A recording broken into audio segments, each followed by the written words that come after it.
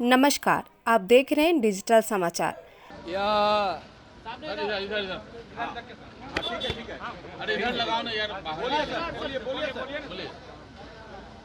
माननीय प्रधानमंत्री आदरणीय नरेंद्र मोदी जी जो देश के साथ वादा किए थे कि हम सीएए कानून लाएंगे और उसको उन्होंने पूरा किया है।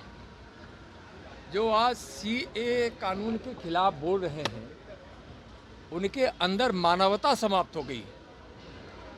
अपने पड़ोसी 3 देशों में जहां धर्म के आधार पर उनके साथ अन्याय होता था, उनकी संपत्तियां लूट ली जाती थी, जला दी जाती थी, उनकी बहू बेटियों की इज्जत लूट ली जाती थी, जबरन धर्म परिवर्तन कराए जाते थे, उनके साथ मारपीट की जाती थी, हत्या कर दी जाती थी, परिवार के सामने, बेटे के सामने, पुत्र के सामने, पिता की, भाई के सामने बहन की, बहन के सामने भाई की। और इस तरह का जो अत्याचार अनाचार हो रहा था, जिसके कारण वह प्रताड़ित होकर भारत में शरण लेकर आ गए, उनको एक अच्छी जिंदगी देने के लिए न्याय किया है माननीय प्रधानमंत्री जी। आज जो सीएए कानून का जो विरोध कर रहे हैं उनके अंदर मानवता समाप्त हो गई है और यह वोट के लालच में तुष्टीकरण के तहत यह कर रहे हैं, जो अच्छी बात नहीं है। बंगाल है, तमिलनाडु, केरला है, ये जैसे राज्यों में बोले कि ये लागू नहीं है।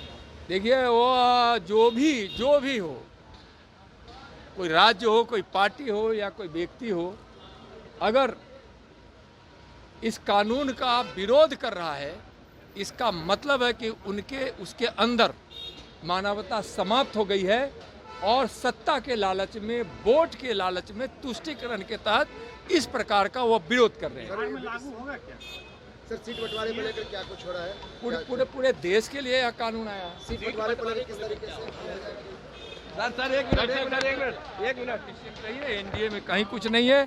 एनडीए एकजुट है, हम सब मिलकर लड़ेंगे और 40 की 40 सीट बिहार में जीतेंगे। चिराग पासवान नाराज चल रहे हैं। कोई नाराज नहीं है चिराग पासवान जी, कहीं से कोई नाराज नहीं। कहा जा रहा कि चाचा भतीजा में कोई नहीं, चिराग जी में कोई नाराजगी है नहीं है, बिल्कुल नहीं है, बिल्कुल नहीं। जल्द हो जाएगा सीट बंटवारा। हाँ, एकदम जल्द पता चल जाएगा। चिराग पासवान और उनके जो चाचा जी हैं उनको लेकर आरजेडी बड़ी मजा ले रही है, कह रहे हैं कि उलझन है, उठापटक चल रहा है।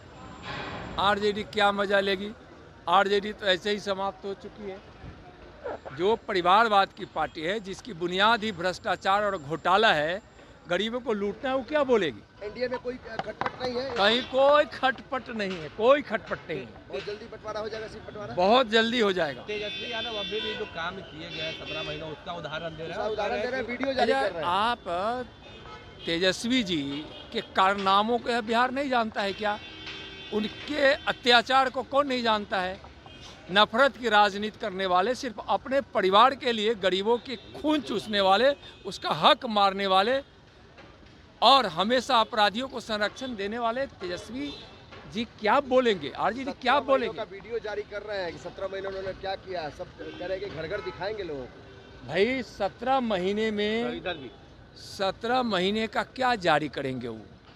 17 महीने में जो उनके कारण बिहार की विधि व्यवस्था चौपट रही है, विकास उनके कारण बाधित रही है और अपराधियों को जो संरक्षण मिलता था आरजेडी और तेजस्वी जी के द्वारा, जिसके कारण ही तो नीतीश जी तबाह थे और एनडीए में आए। और नीतीश जी बिहार का विकास चाहते थे।